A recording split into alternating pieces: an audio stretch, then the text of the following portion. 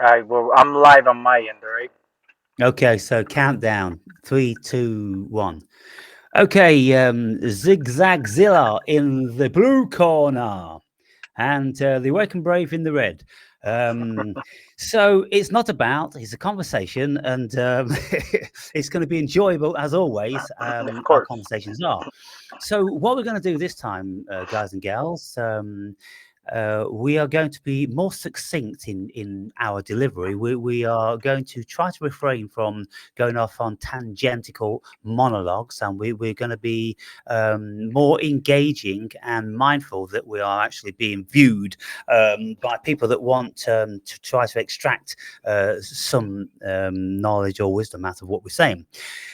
Topic of the day is truth combined with reality, and as many different facets as we want to include into that, because these subjects are exceedingly broad, and it really does depend on the background knowledge of what people have in relation to any of these subject matters.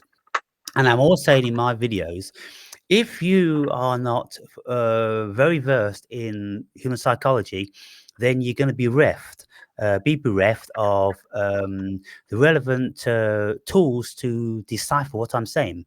And that's the same if you're not versed in philosophy in general, but also Eastern philosophy, because much of my stuff is coming from Eastern philosophy.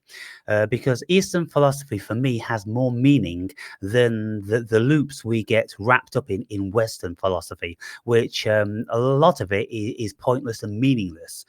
But Eastern philosophy, it gives us something, it tells us something that we can actually see, feel, and experience in the cosmos.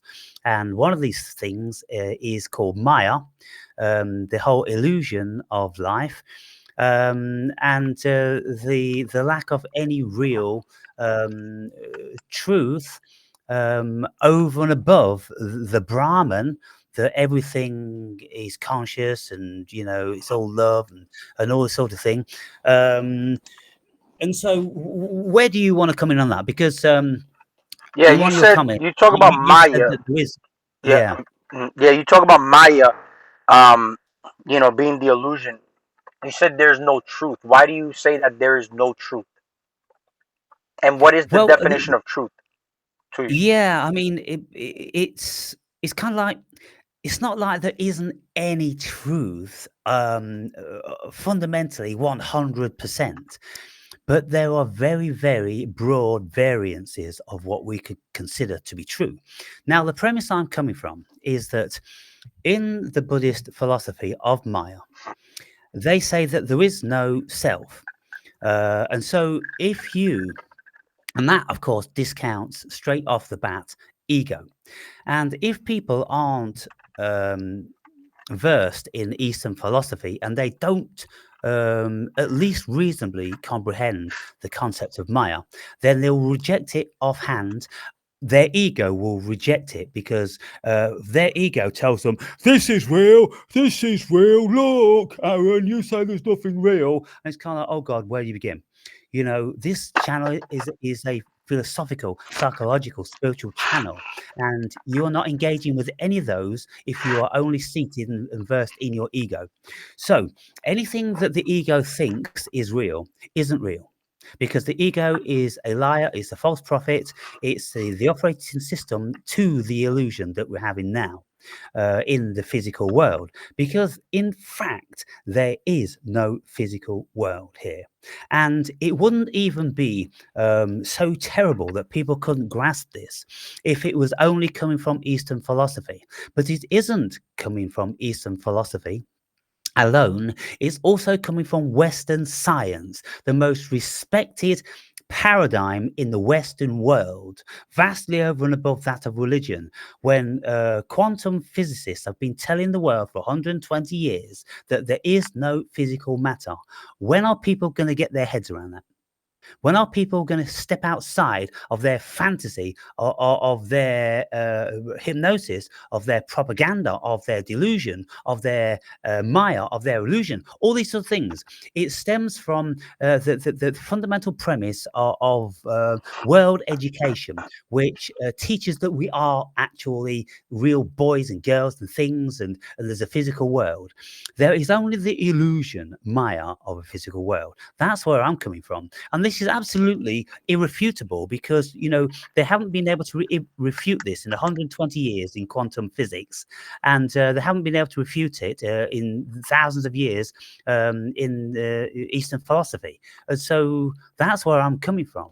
And anyone that's going to be dismissing those, well, it's not a good argument. How did you come to that conclusion of your theory of what you just said right now?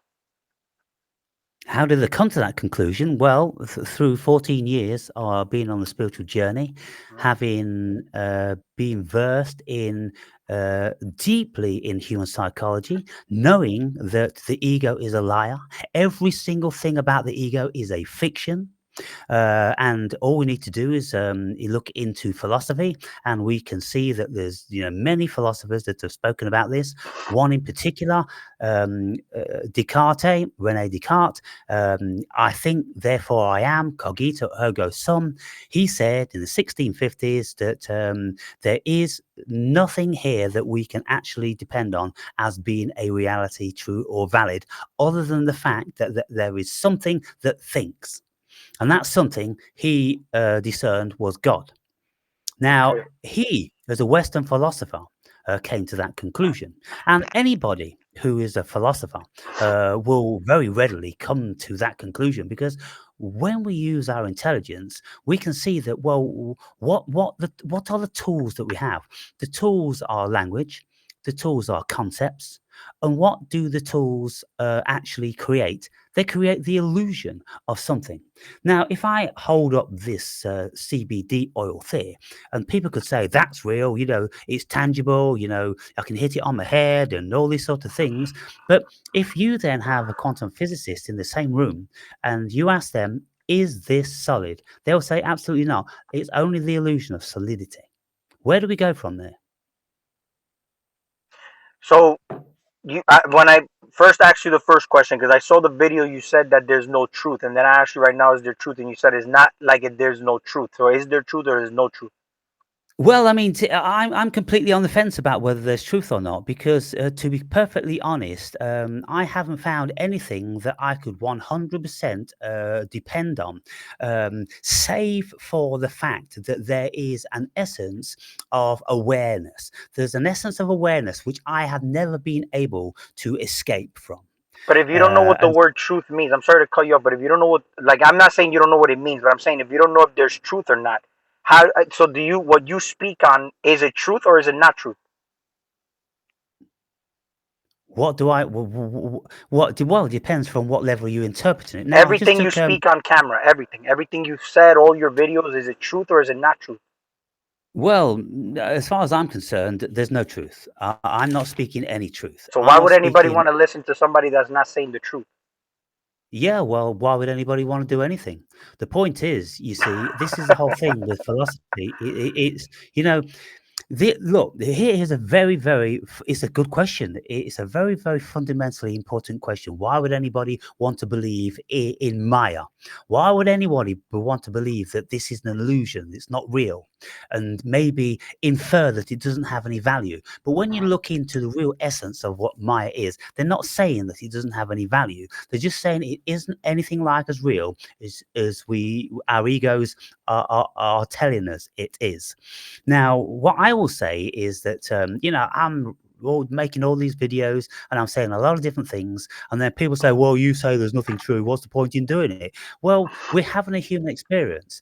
I mean, there is something going on here, but try to find out what that is. When you look into the human experience, dismantle it, there's nothing there. When you look into the world, dismantle it, there's nothing there.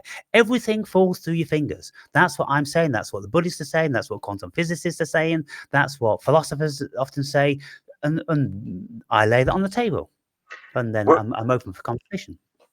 All right, and I'm gonna stay in the same thread of thought because I know you got sensitive people who can't like uh when I ask different questions, they say that we're not staying on topic, but it's good. I'm trying to stay on the same thread. Yeah, let's try and narrow it down. Let's try and really narrow Yeah, this well, one that down. it is going to be all narrowed down. That's why I'm going to ask you, where do emotions come from? What are emotions? Well, what are emotions? Again, there is. Let me just read you here: one, two, three, four, five, six, seven varieties of Just put it in so-called. your own Uh, words and very condensed. If you could just put it in your own words. yeah, I mean, what are emotions? Well, I mean, where do emotions derive from? Right. Apparently, if we listen to biologists, they'll tell us that, well, it's chemicals in our bodies, and these chemicals go to our brain and they touch certain receptors, and then these certain receptors send out signals to various parts of the body which create these emotions. But I'm telling you now, there's not a single person on the planet that can tell you exactly where your emotions come from because they don't know anything about this. So, you about asking that question, it's another one of those questions which is absolutely unanswerable. If you ask me, where does my love for my squirrel come from? What the fuck?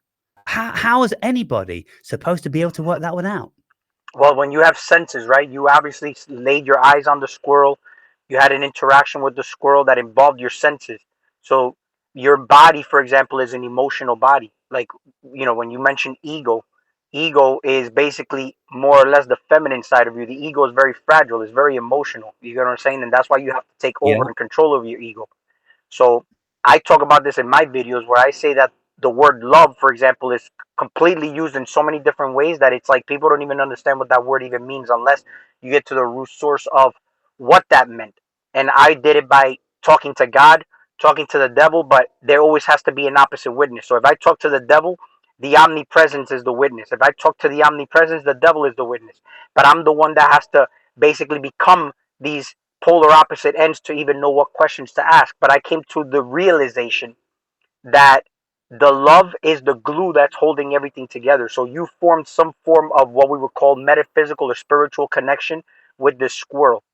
And it involved you having to have a physical interaction with the squirrel that grew an emotion of love. That's why the chemistry happened. So, for example, you may feel more for that one squirrel than you would for any other squirrel. I've experienced this in my garden where I have my cats, and then there's some outside cat that comes and wants to fight my cats. I get emotional as if it was me happening, if it was happening to me, right? uh, yeah, there was an experiment done, and I'm gonna keep it short.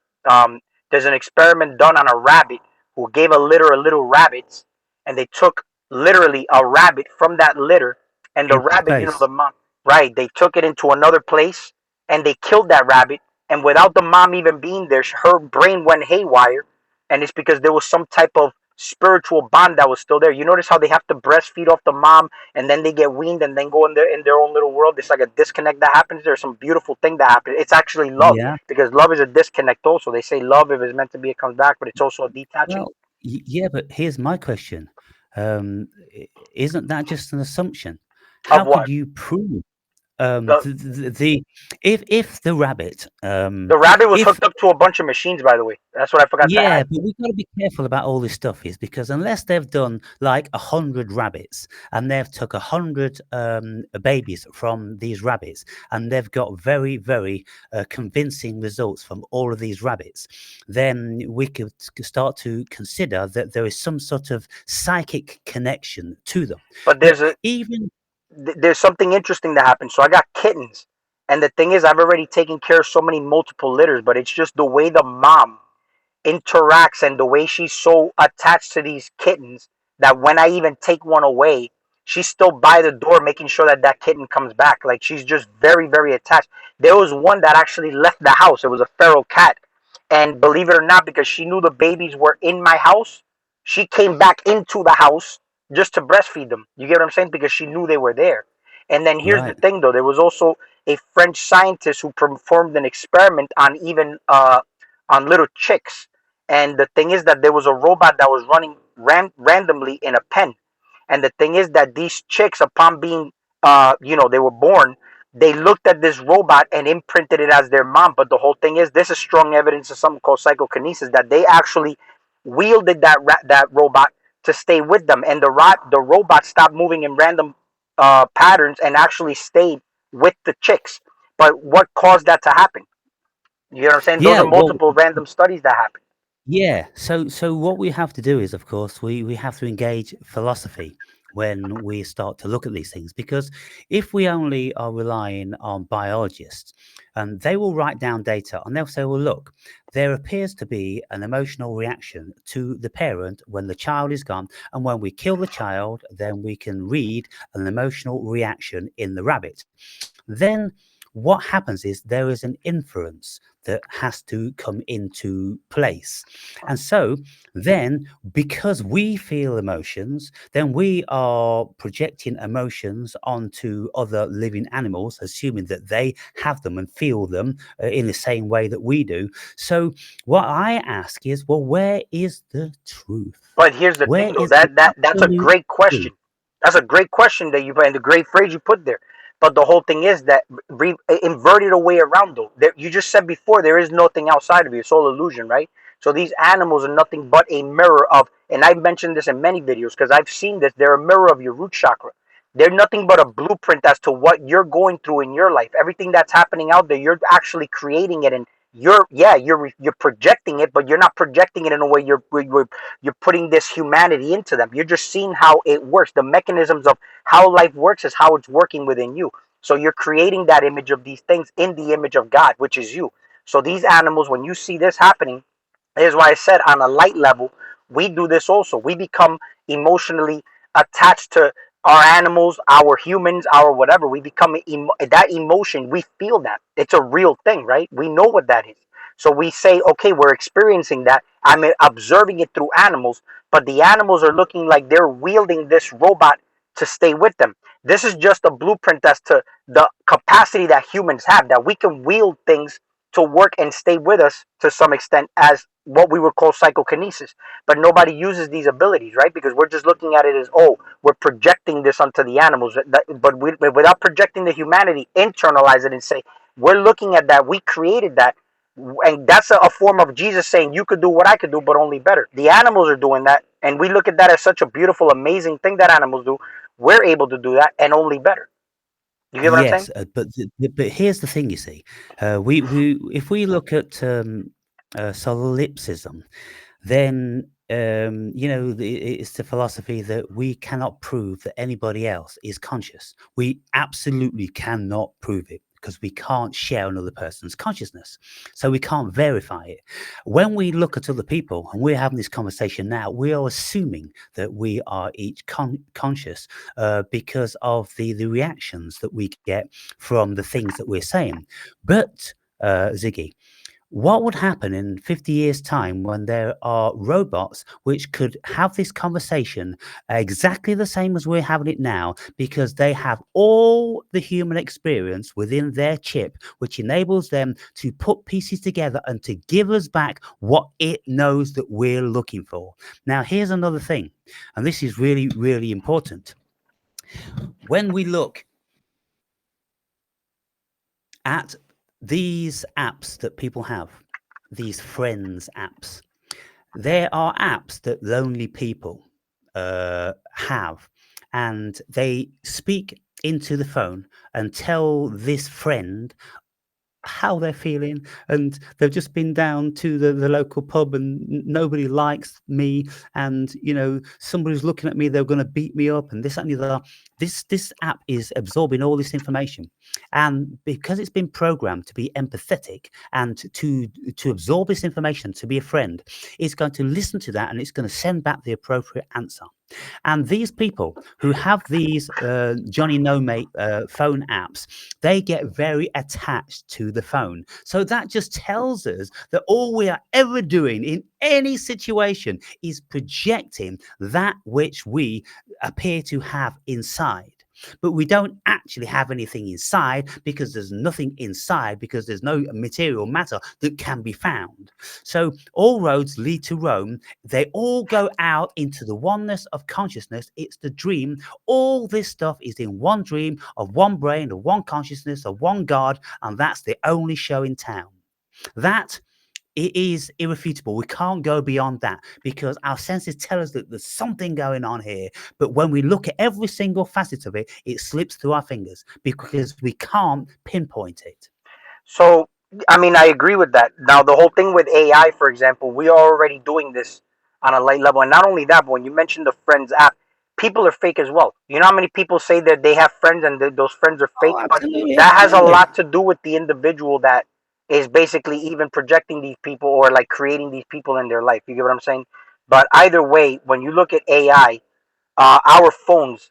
I've seen people leave their phones at home, or and then they feel naked. They have to literally turn back because they feel naked without it because they depend on the information for that. Over They and above, depend on. Diggy, just let me interject here. Go ahead. How many people have you known that have lost their phone and gone into abject fucking terror? They're Right. panicked. Their whole fucking life is Go put a my police phone's report. gone. Put a police I've seen report. A missing persons report. Yeah, fuck. I've seen grown men and women fall to fucking pieces because that phone, has been momentarily out of their possession. Yeah. And I'm like, fuck, people, come on. You know, what the fuck is going on there? You see, you asked me about emotions, and I'm going, how do all we're fucking doing is fucking chemicals in our brains. We're doing it to all different sorts of degrees. Well, where's the truth in that? Where is the fucking truth and validity of an emotion about an abstract object which isn't living? Hmm. So when you talked about before solipsism and consciousness, right? That means that you are basically saying that nobody else is. When you look and you say everything's Maya, it makes sense that theory you would say that you are literally creating artificial intelligence in the form of other people when you come in contact with them, only mirroring back what you are. Meaning, like, if you come in contact with an angry person today, the moment you walk out of the house, you created that individual only because of a hidden emotion you have, and life is showing you that basically as a mirror of you to show you that you're angry, and then you can give life to that person and entertain the same vibration, or you could transmute it and breathe a different form of light into that person because you controlled your breathing. Because I always say that everything's Exactly. controlled through the breath, right? So if I'm Yeah. breathing a certain way, my body's not going to engage because my body doesn't know the difference between a real or fake experience, but that internal God or that awareness within you knows the real or what's reality. And you are basically now breathing a different form of consciousness into that individual. In the same way they said to the Bible, God breathed the breath of life into the nostrils of Adam. So every man Yeah. you're creating, you're also in charge of how they react to you. Now, what do you think about Let that? me ask. Let me answer that question then. Mhm. Now I can answer that question with a brief illustration because I made a video probably about 2 or 3 weeks ago now. There was a new old couple that moved into this complex. And one day I was out feeding my friends, and Providence was sitting on the fence, and I was talking to him and, rubbing noses and things like that. And this guy comes out into the garden and starts to, make preparations for planting some runner beans. And I said to him, have you met my friend? And he said, if that fucking thing comes near my beans, I'll throw a fucking rock at it. I was like, oh, you're talking with the wrong attitude to the wrong fucking person, mate. Mhm. I said to him, that's interesting. You might just get a rock thrown back at you. Well, fucking might be. Might be. And then he just continued digging his soil and everything. I made a video and I said, look, guys, there's a scenario in my building. and I'm going to be documenting it. And what I often do is when I'm feeding Providence, I take my camcorder so I can catch the wonderful bits. And so whenever he is there, I'll have the camcorder on me, and I will engage with him, and I will enable him to destroy himself, incriminate himself, and then I will have things on camera whereby he's threatening my pets and maybe me with violence, and that then will be license for me to complain about a violent, potentially violent tenant, and have him chastised and warned and this and the other, or at least documented. But what I did is I thought from that instant, because he riled me, and I thought, if you ever destroy what I've got going here, I've built this up over a 9-month period, and now I've got like a half a dozen squirrels eating out of my hands, which is a very rare thing. And I've got, birds almost eating out of my hands. They're 1 feet away on the floor all around me. And as soon as I go out into the garden and I start speaking, then all the squirrels come bouncing through the trees, and the doves and the pigeons and the blue tits, the great tits and the robins. And I'm like a character in an Alice in Wonderland movie. Yeah. And so I was very, very protective about that. And I thought, well, he's potting all different sorts of plants and building up these hanging baskets and that. And I'm like, everything you're doing, mate, is in vain. There's not a single thing that you're planting is going to get past about a week's growth, because I'll walk around one night and I'll poison the fucking knot. Now, that was an option. That was an option, right? And I thought to myself, y- you, I'm like, don't be fucking with me. Don't be fucking with me, because I'm an open and loving and caring person, and I will have communion with anyone. But from the get go, he only just moved in a few days ago, and he started with me like that. He knew nothing about me. He knew nothing about how long I'd been here. He knew nothing about what I'd cultured here. He didn't care about all that. It was just my fucking beans. Well, we'll see about your fucking beans, mate. And we'll see about you, because I'll get rid of you in no time at all. But anyway, I thought to myself, okay, look, you know how this stuff works, Aaron. You know how the universe is magic, and you know how your thoughts are going to create your reality. And I'm like, okay, I'm not going to be poisoning anything. What I'm going to be doing is I'm going to enable him or allow him to poison himself. So whenever I see him, I'm going to be nice as pie, Larry. And all I'm ever going to do is I'm just going to ask him questions. And if he comes out and mentions my squirrels, I'll say, so how do you feel about squirrels then? It seems like you've had a bad experience with them in the past.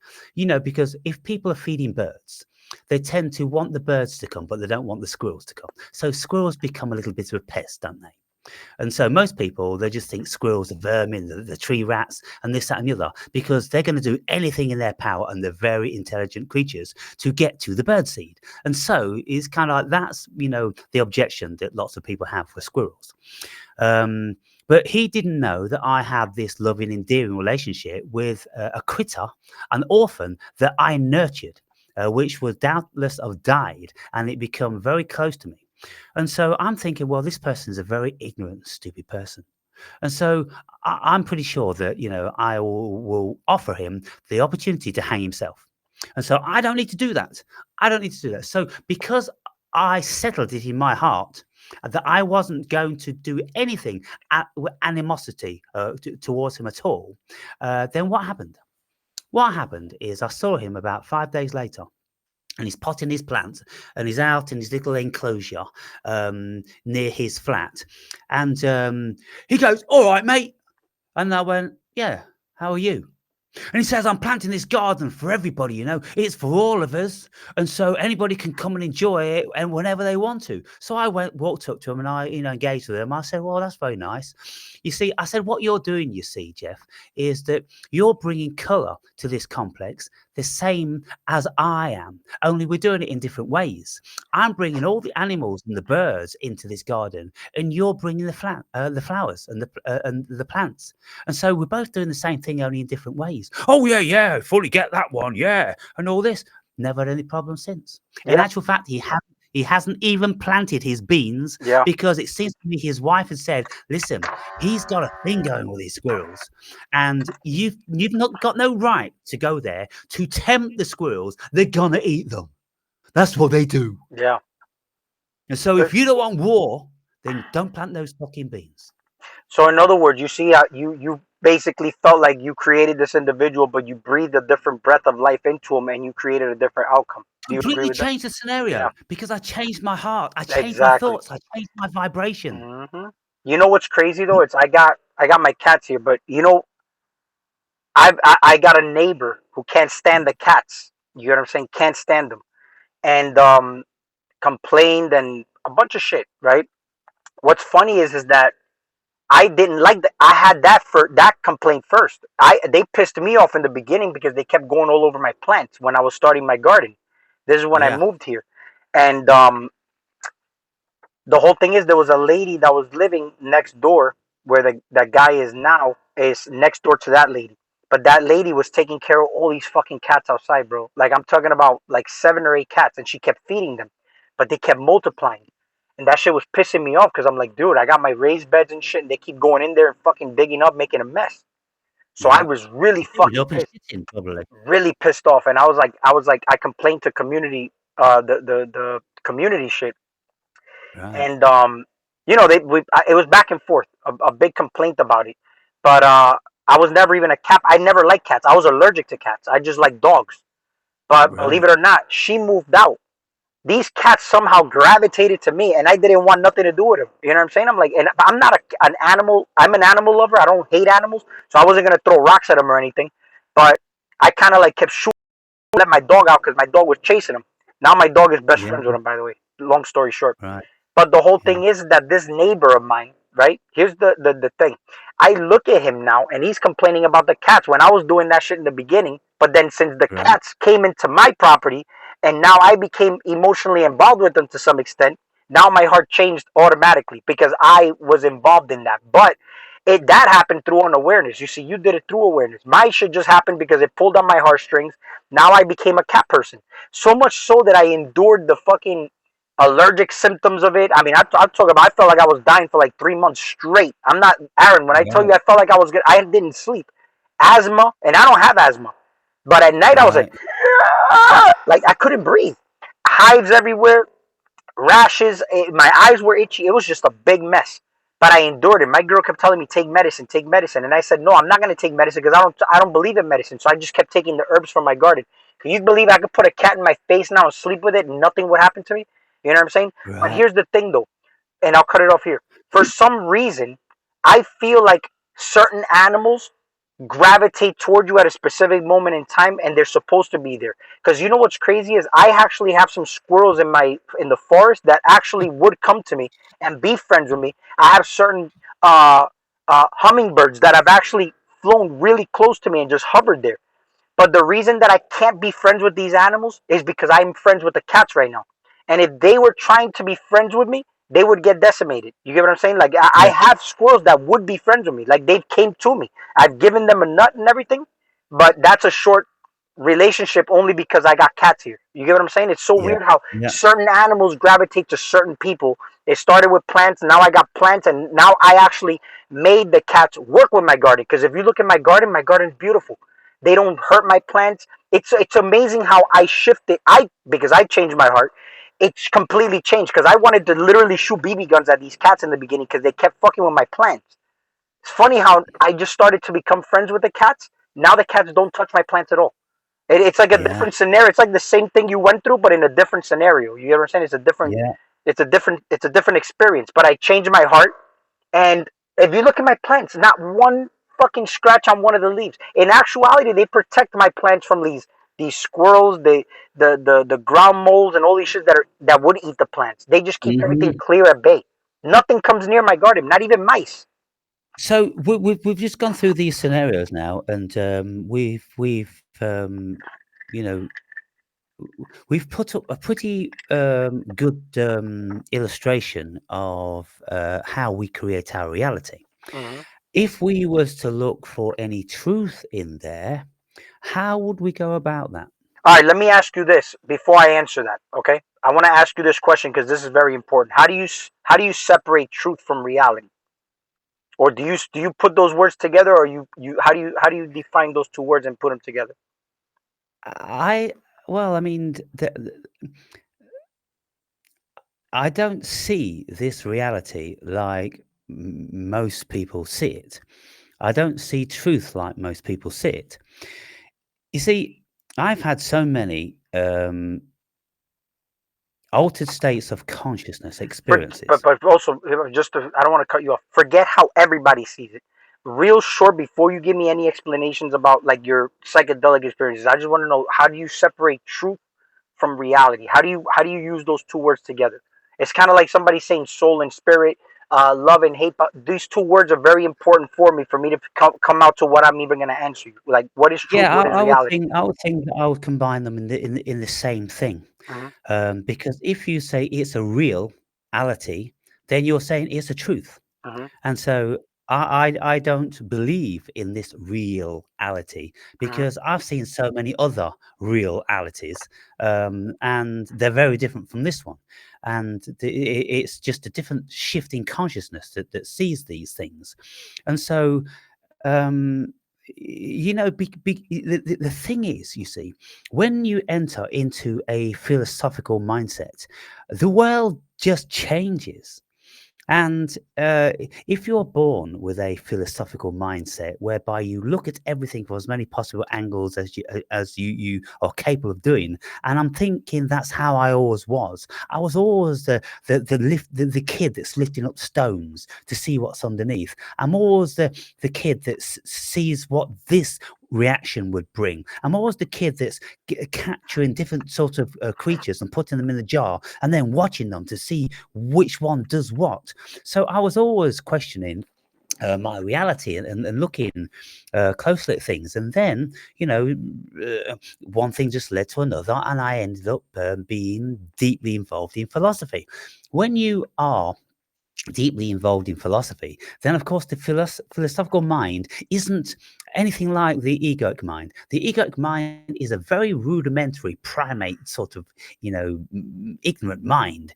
It doesn't think; it's just a program. Can I ask It's you a what program, what is and philosophy? You keep saying the word you gotta indulge in philosophy, like a philosophical mind. What is that exactly? Like, what is the difference between a well, philosophical mind and one that's not? philosophy, it means the love of knowledge. It's Greek for the love of knowledge. So if you love knowledge, you're always endeavoring to delve How are you into. getting that knowledge though? Yeah, well, you look into like etymology, you look into epistemology. Etymology is the root of all language. You look into epistemology, what is it to be a human being? You look into ontology, we reflect on this human essence and everything. Then when we deal with metaphysics, we're dealing with things outside of the physical. So we deal with the human being. What is it to be? What is it to love? What is it to hate? All these different, facets of what it is to be this human being. It's a very, very exceedingly deep and multi faceted collage that the vast majority of people will never ever think twice about. How many times have we asked people, so what do you think about that? Or what do you think about this? And they go, oh, now you've got me. Never thought about it really. And I'm like, what the fuck? It's one of the most mundane things, you've not thought about it. The ego doesn't think about things like that, Ziggy. The ego is just interested in keeping the fiction alive. That's the only fucking purpose of the ego. Because when you take the ego away, then you realize this is all Maya. Well, let me. I might want to just say, uh, because you said that you don't believe in this reality. You don't believe nothing outside of you. You don't believe in none of these things. You're having experiences, right? And that's why I said the word reality. And I feel like that's uh, a form of getting closer to God. I'm gonna explain why. With this reality, it's kind of like I look at reality and what I believe in. If I am experiencing it, if I'm interacting with it, if I'm seeing it, I believe it. I believe in me. which is why I could believe the things outside of me. And the more I believe and trust in myself, I'm gonna actually be able to harness that frequency and give that out to the planet. There's a lot of people who say I don't trust nobody, uh, you know, and then they say I don't love anybody, and that's because they don't have that in them. You have to have a certain level of connection with self, like real, like the real is you. You're the truth, right? And then that's why Okay, when but you, but wait, I'm gonna finish. I'm gonna finish because I don't want to lose this train of thought. When I'm experiencing my reality, I'm going to be experiencing truth, but I'm also going to be experiencing truth in a way where it's going to be clearly deciphered in a way that I'm going to understand or understand this message because of the fact that what I'm experiencing is myself. I'm experiencing myself and I believe in me. This is why people externalize their power to like external things, believing in, let's say knowledge and all this type of stuff outside of them. This is just information, it's just blueprints. If we're saying it's Maya and we're saying it's fake, then why are we taking it as, oh, I'm going to believe in that? No, it's coming from me first, which is why, and I'm deciphering my truth. You get what I'm saying? I'm that reality as me. It's my truth. And I'm experiencing it. If I give you psychedelics and you see something I don't, I could believe you, but I'm not experiencing that. But you're also an experience. But go ahead. yeah.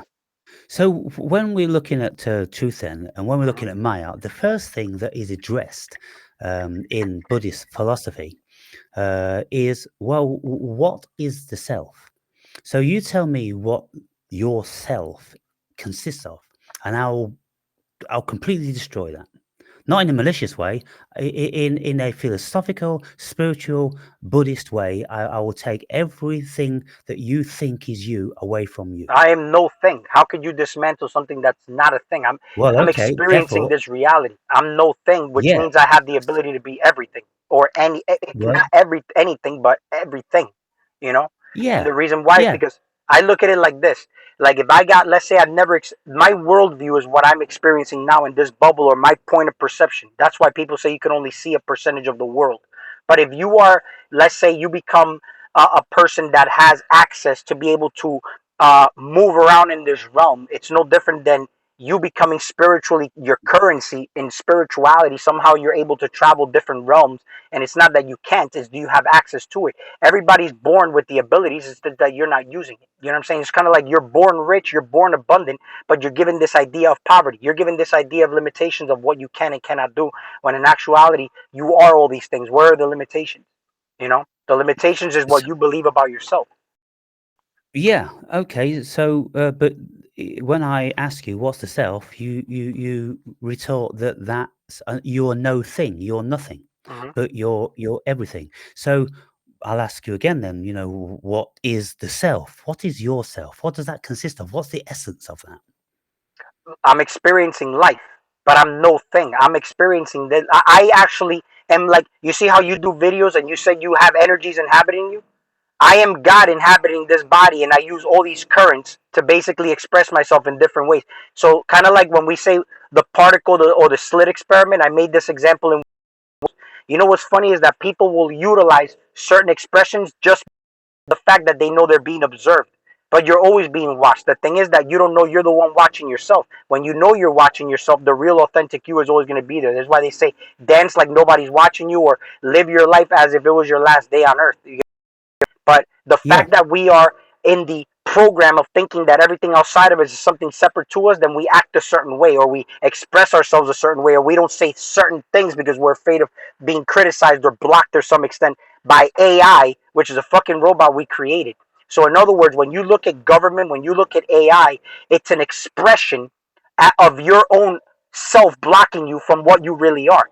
Because if you can't express yourself on camera because you're afraid of the algorithms or AI blocking you, that's a manifestation of your own self blocking yourself from what you actually feel like you have the ability to do. Because what the fuck is AI? It's just like when you look back at the Bible and women were created out, well, a woman was created out of the rib of Adam.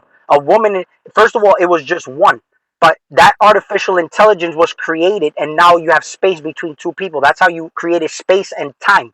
The earth is the woman. This is a woman's planet. This is Mother Earth. This is how we are inhabiting, we could say, a mother planet, and we're here to take over, basically over, not over in a warlike state, but over as far as guidance over the feminine energy of the planet. This is why I talk a lot about masculine and feminine energy. When we look at guys like Russell Brand, which I want to get into, you basically spoke a lot about on Russell Brand and the whole religious faith and Christians and whatnot. They're just doing it in an inverted way. I don't even think Russell Brand is necessarily doing it in an inverted way. I think Russell Ziggy, Brand knows what Ziggy, he's doing. Ziggy. Yeah, go ahead, go ahead. Let me let me bring you back. Yeah, Let go me ahead. bring you back to the question, the self, because Mm-hmm. this is really, really important because this is at the root of our. Let's say if we are disputing with anybody when people say that this is truth and this is Maya or there is truth, there isn't truth. First and foremost, what we have to do, we have to have a look at the thing that thinks it's a self. So, I know that you don't believe in the self because everything you say is seated in everything being God, and that this body, this avatar that you are, God is within, is just a facet of God, and there is no separateness. Everything is you. You are connected to it because at the root of you, what you know and what you express is your awareness. It's awareness, and out of awareness comes consciousness, and out of consciousness comes language and concepts, and we build our illusion, which the ego seat and the helm of. When I'm asking you, what is your um, is yourself God, or is yourself Ziggy, the human being? Are you a human being? I am Really, no really? thing because even God is an idea. All these things are energy and expressions of an idea. You get what I'm saying? I'm Yeah, not a thing. I'm not. I'm unexplicable. I am also inevitable. You get what I'm saying? There is no self to be explained. But because of that, I'm able to have this experience. If I give you a definition of what myself is, I just limited my experience to that experience, and then I'm basically discarding everything else that's in existence. Everything else exists because I exist. You know what I'm saying? yeah. But the I, that's the question. What is the I? The I is an idea of what is the ego? Let me ask you this. What is the An ego? idea. An idea, like you say, the So I is and an idea, the so self's an here, idea, the ego's an idea. the ego is a woman. That's what the ego is. The ego is your feminine energy. That's why you have to control your ego, just like you have to manage and you have to take order over the feminine energy. And this is the whole thing. When I say woman, woman, they think it's genders. This is not genders. The only reason I'm even using the word woman is because we have to talk about it how they speak about it in religion, just like you use the I word think love and I whatnot. don't even think we need that. I think all we need to do is we just we can go beyond the masculine and the feminine because they're just concepts of the human form.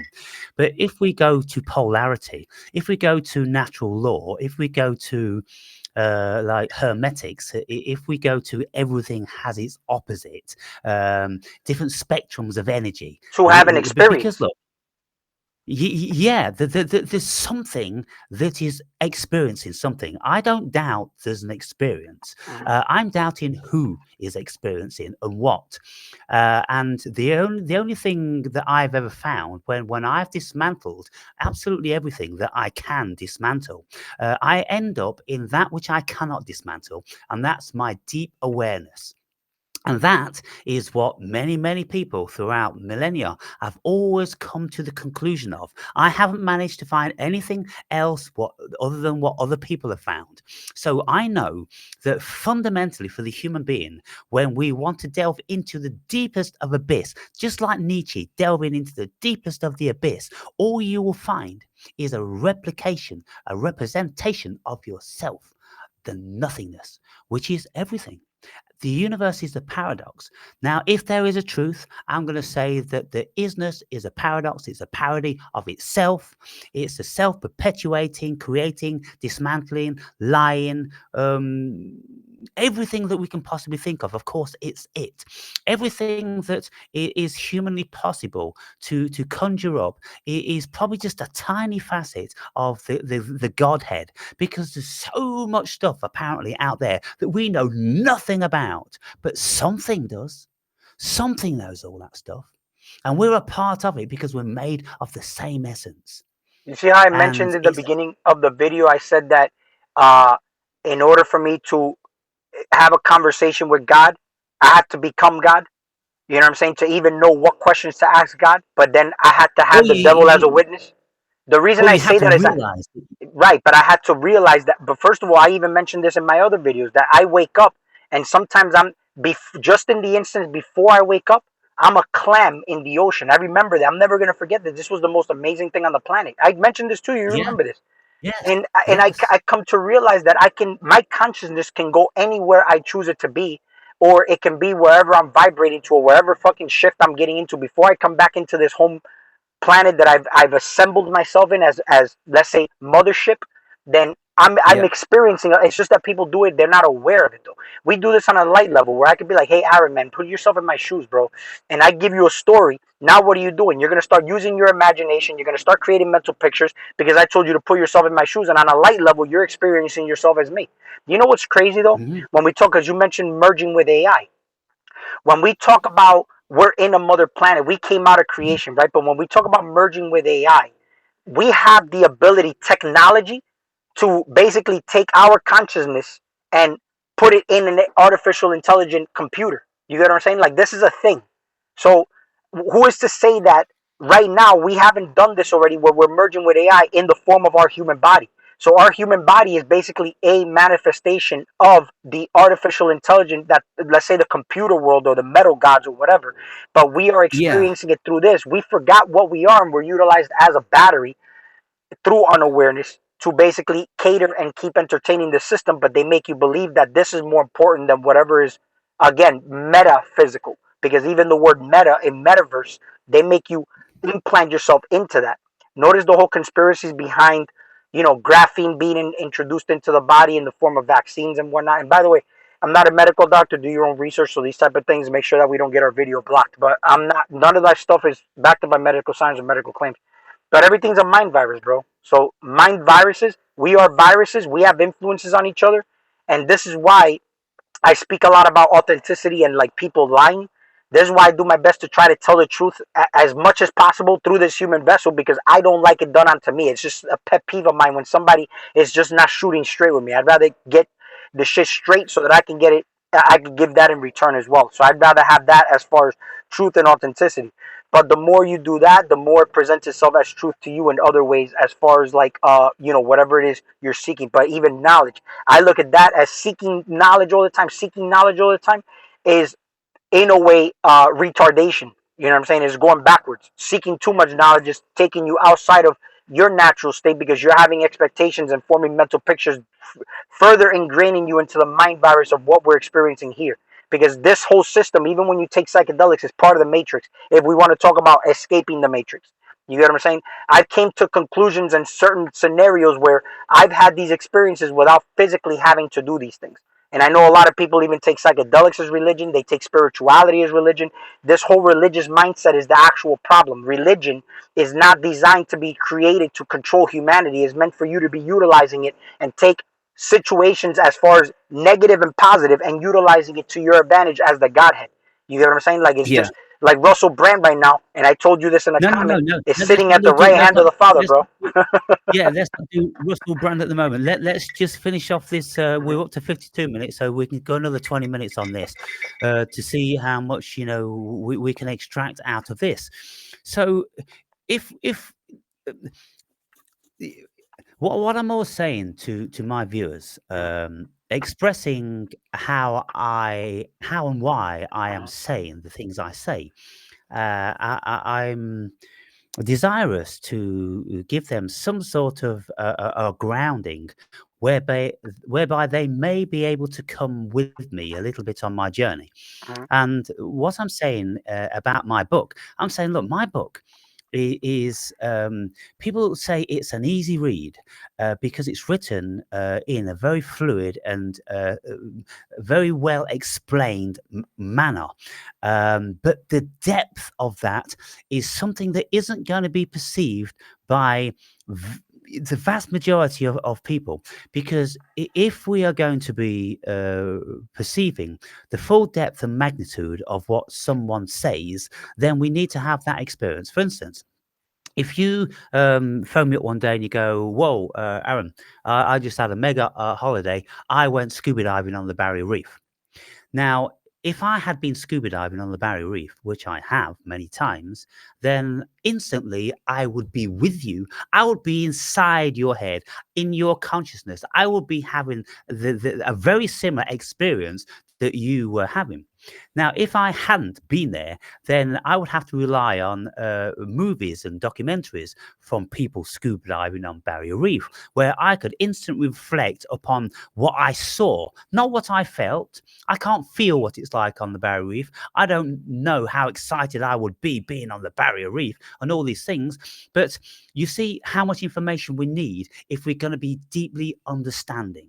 Now, if people haven't lived, if they haven't climbed mountains, if they haven't took psychedelics, if they haven't met God and the devil and all these things, and they're just reading about my experience, then they're just sitting in their fucking armchair reading about someone climbing Mount Everest. They've got no fucking idea what it's like to climb Mount Everest. And so what I'm saying in my book, and the reason why I do readings from it and I'm making all these videos, is because I'm trying to help people prepare themselves for what they're going to encounter. And in the book, I give excerpts from Plato, from Descartes, from Jung, from Freud, from a myriad different brilliant philosophers and They're all agents. spiritualists. Yeah, that are time tested. That They're all many agents, though. people. They're all what? They're all agents. Agents.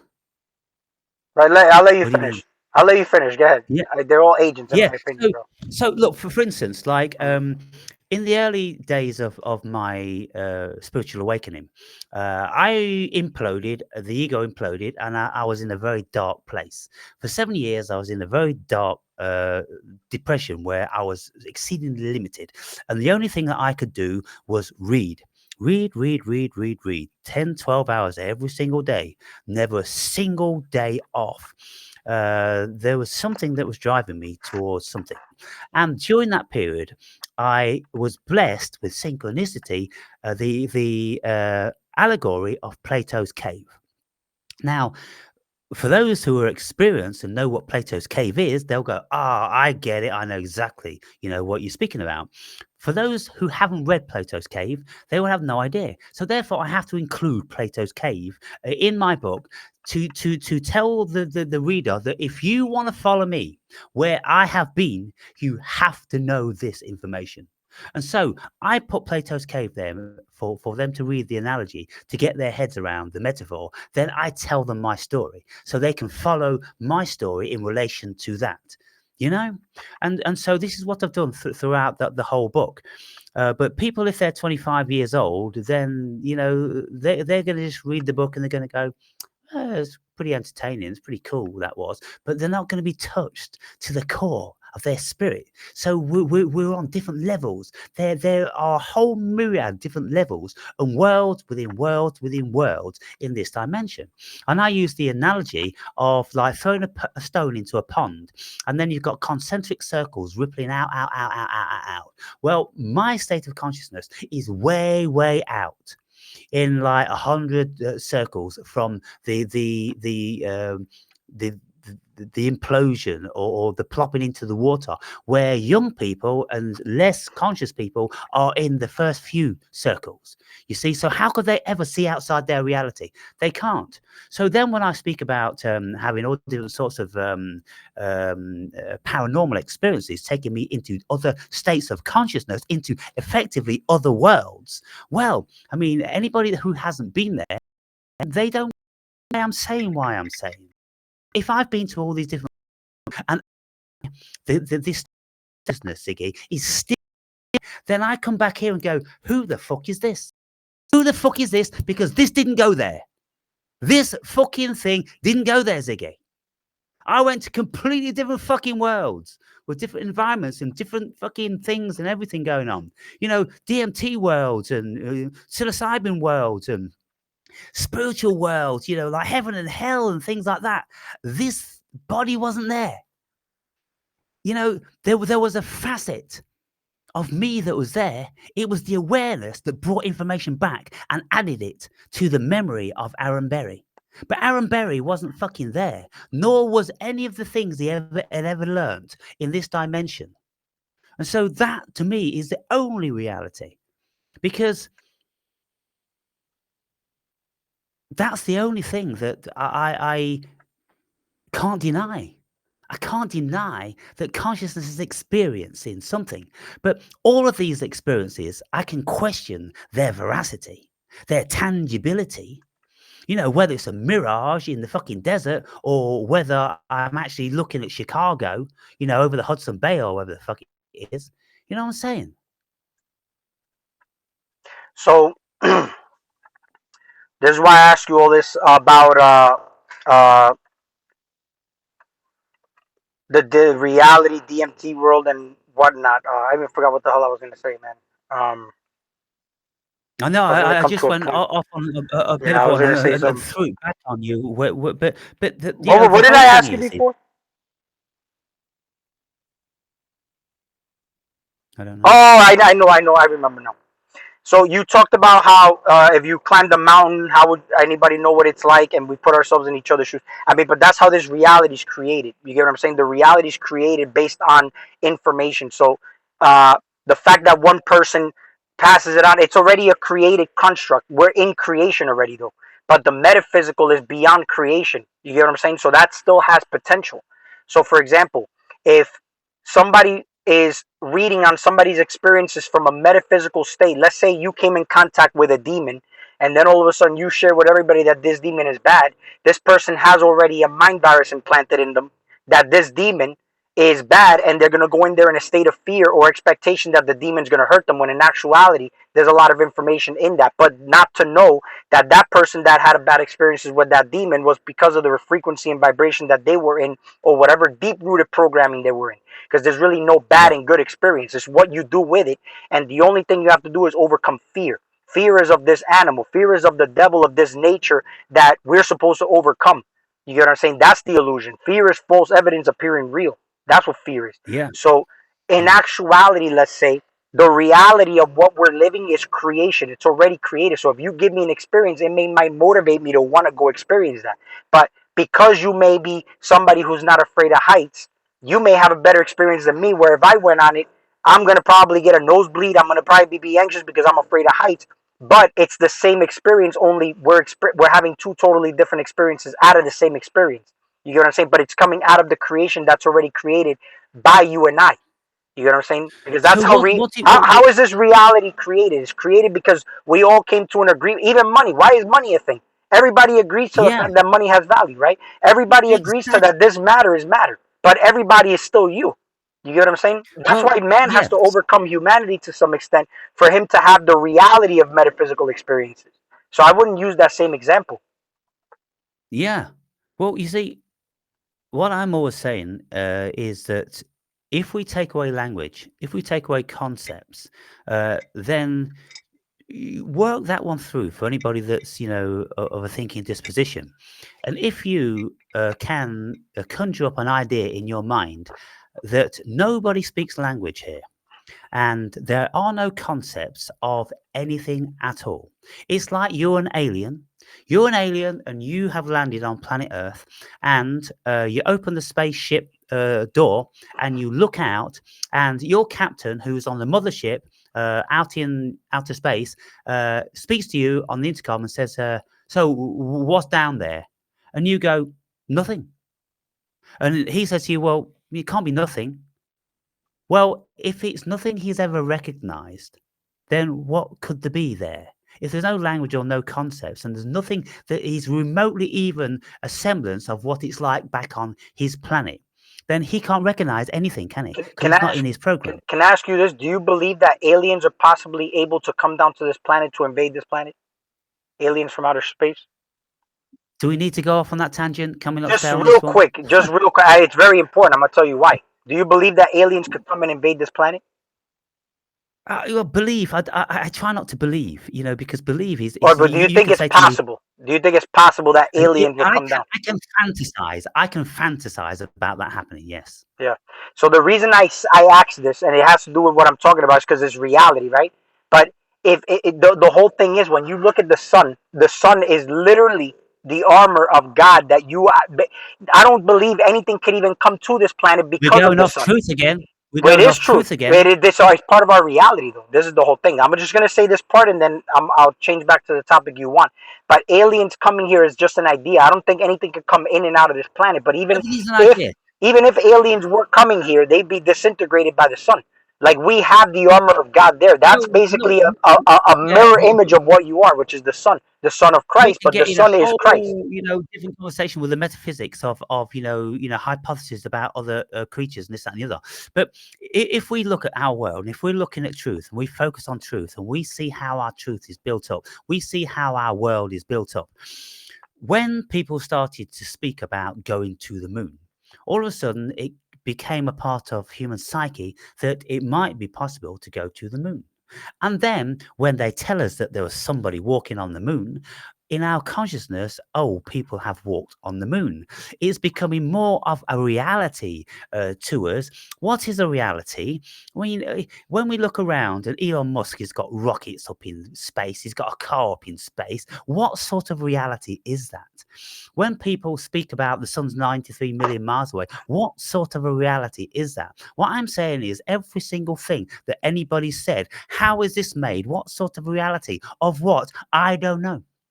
I could never ever tell you about any reality here except that it's an idea that somebody put into my brain. Well, let me ask you It's this: all how do you an find idea. truth? How do you find truth in this reality? How do you find There is truth? no truth. There is no truth in this reality. There is no Again, reality. so then that's what you're saying. Well, I mean, lies is only a concept. There's no lies. There's no truth. There's no lies. Well, you're experiencing a reality that's based on polarities. We're not, and here's the thing: the illusion of separation are the one. But in order for you to have a conversation with me and make it possible for people to listen to, you said there's no truth. But is then how could there No. be? How could there be? What do you? All right. So there's no truth. There's no lies. What's the point of anything that we're talking about? What's the point? Yeah, what's the point? Well, the point is that there appears to be something with the point, but I'm not haughty enough to even remotely consider that I have a freaking clue what that point is. What I'm saying is from my brain, from my senses, from what I have been given in this so-called reality, I can see it's all fake. So let me ask you this: And what is the so, self? Yeah, you. I know you asked me that, but I want to know in your definition, what is the self? How would well, you I mean, define it then? yeah, I mean, the self is this thing that is experiencing this human thing. So it consists of emotions and thoughts and body and flesh and all these sort of things. We have an attachment to it and we go, this is me, this is my body, it's myself. But when you ask questions about, well, uh, what is it that actually you are clinging to? Let's like we had a look at emotions. You say the emotions are yourself. Well, where are the emotions? What are the emotions? And then, by the time we reduce it to chemicals, then we'll reduce it to electromagnetism, and then we'll reduce it to energy. And then you go, so, well, yourself is chemicals, it's electromagnetism, it's energy, it's a thought. Then it becomes a thought in the end, doesn't it? Because we think about energy as a thought, and so then it's just a thought, then it's just a notion. And where do thoughts and notions come from? Well, we don't know where they come from. There's something called consciousness. Oh, so a thought or a notion comes out of another concept of consciousness. So, yeah, So it's but that's one getting lost in concept my inside one opinion. concept inside one concept. Sorry? To me, in my opinion, it's like a form of that's mental masturbation, just lostness. You know what I'm saying? That's why I asked you in the video what is mental masturbation. Because see, Yeah, we but could look, appear to be mentally masturbating, but we're not mentally masturbating. Here's the no, thing, though. Here's the thing. Here's the look. You said that you go more toward the realm of knowledge and light. Didn't you say that? You say that in your videos a lot. That you go more toward the light. There's nothing good in darkness. You're more toward being intelligent. You're more toward the knowledge. Don't you say that all the time? no, I don't. I say that all the time, but in recent times, I spoke about Lucifer, and I said, "Well, what is Lucifer? Lucifer, the word, it's a Latin derivative, and it means light." But And do you so, I prefer to would go much toward rather. knowledge or ignorance? Well, of course, being the human body, assuming this is real, then I would head towards the light because it's much more exciting and vibrant and life giving than darkness. What's Isn't in there darkness? truth in You light? know, well, again, it's a case of it's a metaphor, isn't it? When with the light came on, it's a metaphor. Now I've seen the light. Now I've seen the truth. Well, if Now I've something's seen the in reality. darkness and you shed light on it, it's now in your awareness. It becomes a real thing. It's true now because you're But also, experiencing you it. see, what I'll say to you is this again. The world is a paradox. Remember, Because we're what's the talking from a paradox? human experience only. Yeah, I've been into the deepest of meditations whereby I went vastly beyond anything that I could ever lay claim to being a reality. I went into the pure awareness, absolutely pure awareness. There was nothing there except awareness, aware of itself. And this was after about 2 or 3 hours in the deepest of meditation. And whilst I was there, I saw these flickering electromagnetic strings, and it was completely black, and there were these strings, or it's like three-dimensional space, and I was just observing those. Awareness was observing those. I wasn't. The conscious egoness wasn't. Awareness was observing awareness. Then when my ego came back online, the ego went, what the fuck? What happened there? Where did that go? And then it's kind of like awareness is speaking to ego, and it's kind of like, well, what I saw there was what I was been told about what's the fundamental premise of the universe by quantum mechanics. They say that string theory is the fundamental premise, and I'm like, well, did I go into the fundamental premise of existence? These strings are supposed to be trillions of times smaller than atoms, even. And so, when we look at that sort of thing, what is the capability of pure awareness? Of course, it's everything. Jordan Peterson speaks about on 7 grams of mushrooms that he went down to the molecular structure of his own being and he saw all these fucking cells doing all this shit. And Richard Dawkins says to him, are you serious? Are you seriously telling me that you saw the molecular structure of your own existence? And Peterson went, yes, that's what I'm saying. So then that There's no means, yeah, but realms of parameters. under those states, you, Jordan Peterson, Hawkins, whatever his name is, should be able to come back into this reality. Because I've been there as well, to the point that even in an instant, I thought about what's closest to me, which is my family, and I had no emotions toward them. I actually felt like they were a distant memory, almost like a dream fading away. That's how fucking Yeah. crazy it felt at that state. But here's the thing, though: when you come back into this reality, why I asked you, how do you find truth in your reality then? Right after you come out of those states, how do you find truth in this reality?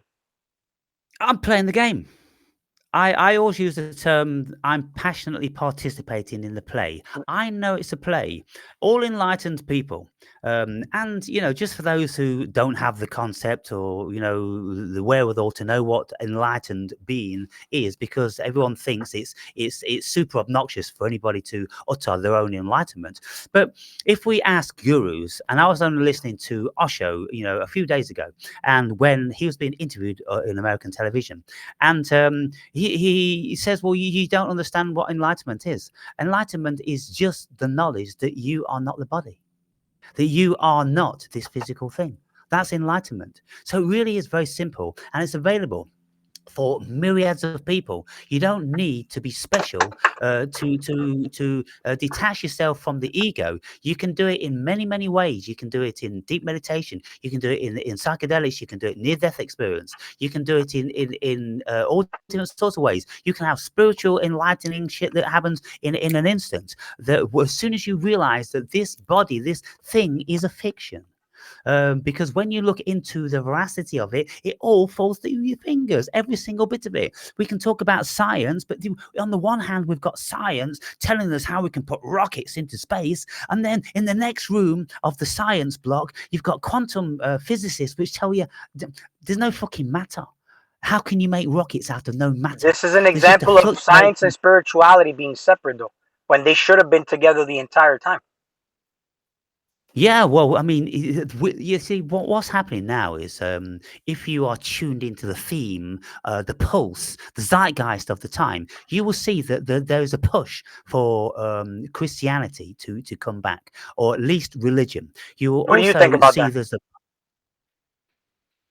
Well, shall we do that in another video? Let's wrap We could this do one it up. in the Let's have a next, five yeah, minute. in the next one we could do that. But let me finish off with this question though.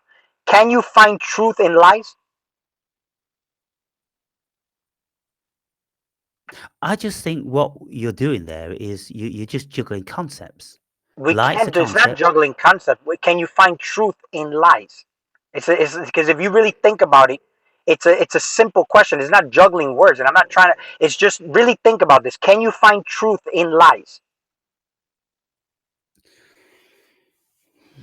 Can you find truth in light? And it has to do a lot with why I asked you what is the self. Well, well, if you ask me, can I find truth in light? Lies, Then lies, you, in what lies, light? lies. You're lying to Oh, lies. lies. Okay, in lies. Can I find truth in lies? Well, And matter of fact, that's yes, actually a very good question. Can you find truth in light? Also, that's actually very true. Also. yeah. So I mean, if we look into the paradox, you'll Mhm, see many paradoxes which start on the premise of something being true, and it'll turn out to be an untruth. And then you'll get into the paradox that it is true and false at the same time. mhm. So, what I'm saying here in all my videos, I'm saying that this thing that we're engaged with here is super intelligent.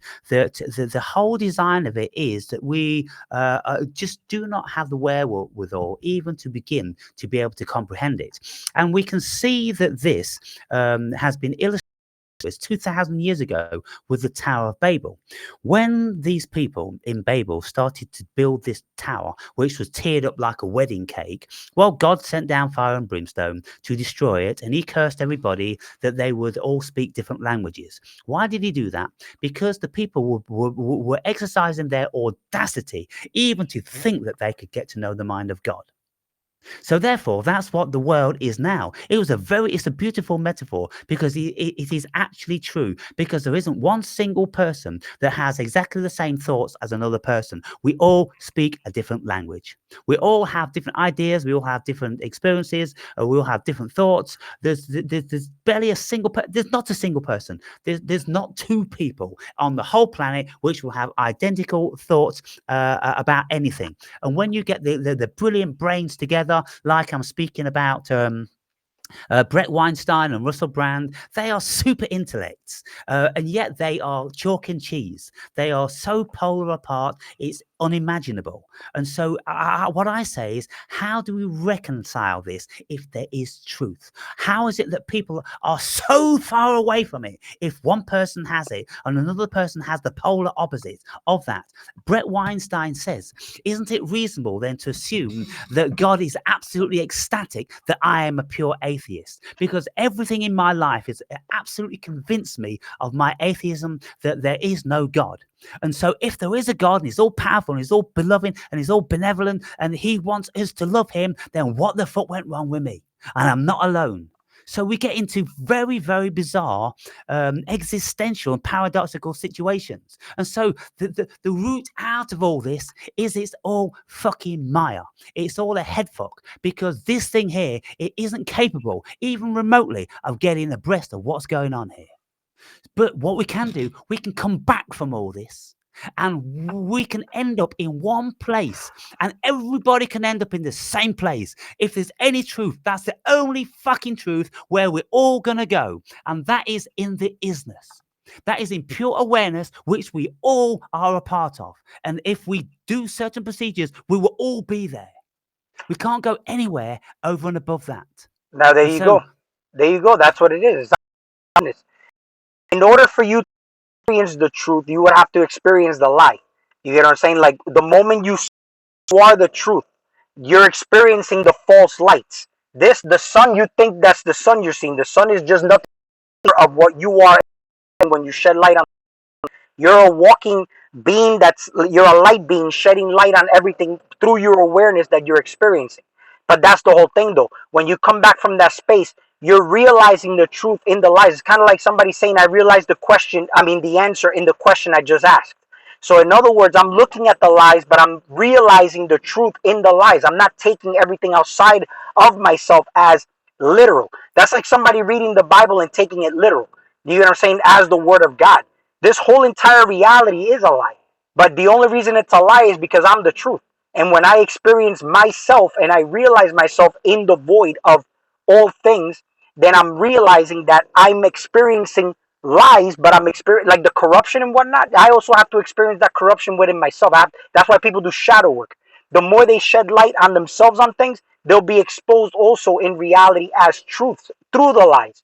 So you'll see the corruption in the government, you'll see the corruption in the education system, you'll see the corruption everywhere. But you're also going to see that it's a mirror of yourself. You're going to see that there's corruption in you because that's what you're associating with, and these are the things you're hiding yourself from. The more you shed light on it, the more these things get exposed. It's not like you're going to change reality. Creation's already created.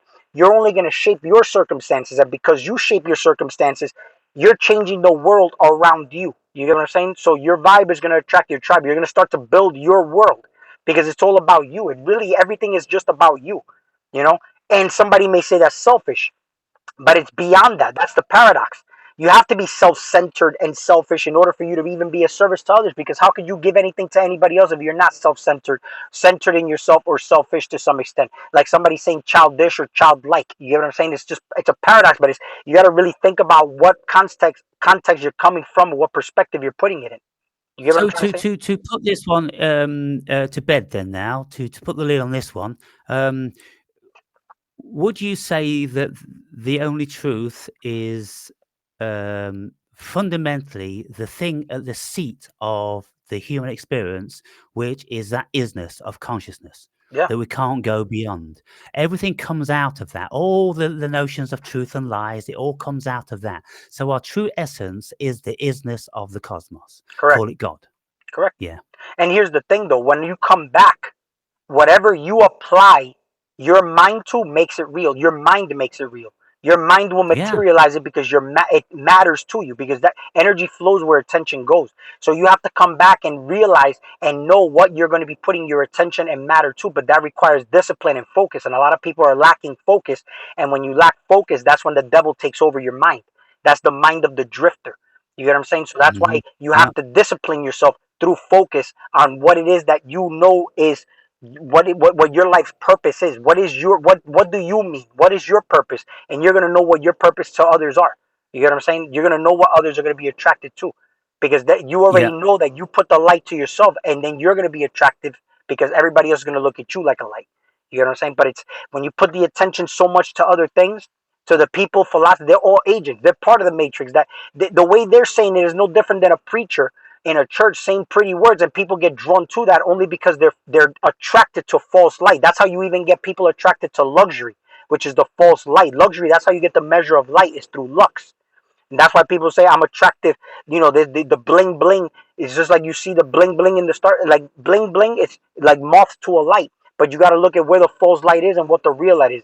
Do you follow light, or you become the light, and now you can see in the dark? This is a dark planet. The sun is lighting up the reality, but you are the sun.